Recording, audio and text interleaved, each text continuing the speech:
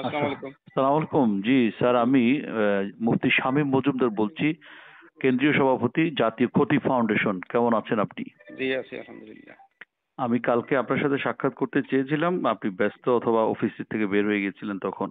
জি। ওই যে বিষয়টা নিয়ে তো ওসি সাহেবের সাথে দেখা করেছি আমরা। তো আপনার একটা ডেট চাচ্ছিলাম আমরা আপনার সাথে বসতে। কোন বিষয়টা?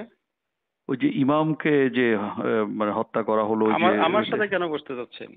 হ্যাঁ, আপনার সাথে তো কালকে আপনি বললেন যে বসতে চান, মানে আপনার সাথে না, দেখা কি করতে চান। জন্য আমার সাথে বসতে মানে কি জন্য মানে বসবেন একটু বললে বিষয়টার ভালো হয় আর কি।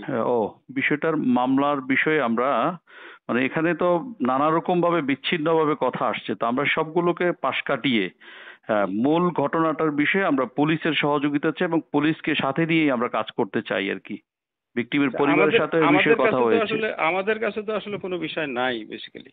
না আমাদের মানে যা করার সেটা তো আপনি করে আপনি ফেলছি। যেহেতু সেখানে আইন শৃঙ্খলার দায়িত্বে আছেন, তা আপনার একটা জি। সহযোগিতা বা পরামর্শ আমাদের প্রয়োজন। এই বিষয়টা আপনাকে আমরা বোঝাতে চাই। সহযোগিতা তো করছি, সহযোগিতা তো না মানে আমার ভিকটিমের দাবি হচ্ছে, ভিকটিম পরিবারের দাবি হচ্ছে ওই হুজুরের, মানে তারা বলতেছে তারা মামলা করতে পারছে না। হ্যাঁ, অথচ মামলা আসামিরা করতে পারবে না, কারণ মামলা আদালতে করলে করতে পারবে। মামলা তো এখন আমরা নিতে পারতেছি না, কারণ বিষয়টা হচ্ছে উনি মারা গেছেন হচ্ছে হাজতে, হ্যাঁ জেলখানায়। হ্যাঁ জেলে তার মামলার স্থল হচ্ছে ওখানে, এবং সেটা একটা এক্সিকিউটিভ ইনকোয়ারির আন্ডারে আছে। হুম। তারপরে যে হাসপাতাল একটা রিপোর্টের আন্ডারে আছে। তো ওগুলি ক্লিয়ার না হওয়া পর্যন্ত তো এটা আমরা মামলা নিতে পারবো না, কারণ ওইটা হলে এক্সিকিউটিভ ইনকোয়ারির আন্ডারে না থাকলে তাহলে তখন তো বিচারকের জুডিশিয়াল এখতিয়ারের বাইরে আমরা তো যাইতে পারতেছি না এখন।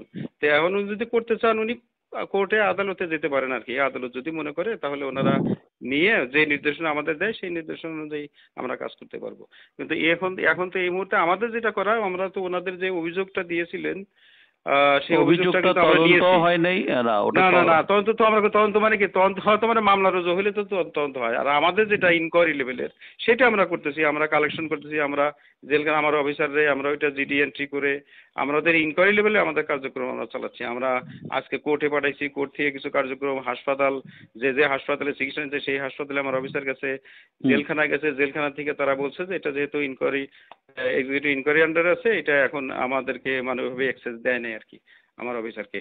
তো আমরা আমাদের কাজ আমরা করতেছি আর কি, মানে আইনি এখন প্রসেস আপনার অনুযায়ী। পরামর্শ হচ্ছে, ভিকটিম পরিবার যদি মামলা করতে চায়, ওই ইমামের পরিবার, তো তাহলে তারা চাইলে আদালতের আদালতে দুয়ার, হ্যাঁ আদালতের দুয়ার তো খোলা আছে, আদালতের আদালতে দুয়ার। যেতে পারে, এই তো। জি জি জি জি। ঠিক আছে, এই পরামর্শের জন্য আপনাকে ফোন করেছি। আপনার এখানে জি। আমার একজন বড় ভাই ছিলেন আমার এলাকার, আলমগীর হোসেন শিমুল, তিনি কি আলমগীর আছেন? ছিল আছে না? আলমগীর এখন ইয়েতে আছে, চট্টগ্রাম।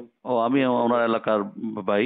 তো আচ্ছা আচ্ছা ঠিক আচ্ছা। আছে। আর না, আমি ফোন করেছি আপনাকে কালকে, আমরা ওসি সাহেবের সাথে কথা ও। বলেছিলাম, তো উনি আপনাকে ফোন করেছে না, আমাদের সামনেই। আমারও তো আমাকে ফোন করেছিল, আমি তখন বললাম যে আমি তো এখানকার না, আমি এখানে ওনারা বললে এর বাইরে আমরা তো একটা চেইন অফ কমান্ডে চলি। এখানে তো এখানে এইটা তো আমরা এখানে সাথে এখানে বলি ভাই, এখানে বলি এখানে একটু বলি, এক মিনিট জি 30 সেকেন্ড। তো ওই যে আমরা চেইন অফ কমান্ডে চলি, আমাদের যা এখনো ওসির উপরে ওখানে প্রেশারই একের পর এক গ্রুপ যে প্রেশার দিচ্ছে, আমাদের এখানে আসতেছে। আসলে তো আমাদের যেটা হয়, ওসি যেমন আমাকে জানায়, আমি আমার বসে জানাই, আমার বস আবার তার বসে জানায়, এভাবে চেইন অফ কমান্ড, এবং সেখানকার নির্দেশনা মোতাবেকই আমরা যা করি তাদের পরামর্শ নিয়েই আইনি পরামর্শ মোতাবেকই করি। তো সেইটা আমাদের এখানে যে আমার এখানে যিনি, আমরা যার কমান্ডে মানে এই গাজীপুর মেট্রো যিনি চিফ, তার সাথে আপনারা কথা বলতে পারেন। তো ওনার ইয়ে অনুযায়ী তারপরে সেটা ভালো বুঝছি হয় আর কি। বুঝছি, আমি কিন্তু জানি মাঝখানে পুলিশ আমার চেইন অফ কাছে এসে কোনো কমান্ডের লাভ একটা নেই আর কি, বিষয়। বুঝতে আমি পারলেন? কমিশনার সাহেবের সাথে আলাপ করি, এটাই হবে জি সবচেয়ে জি ভালো। জি জি।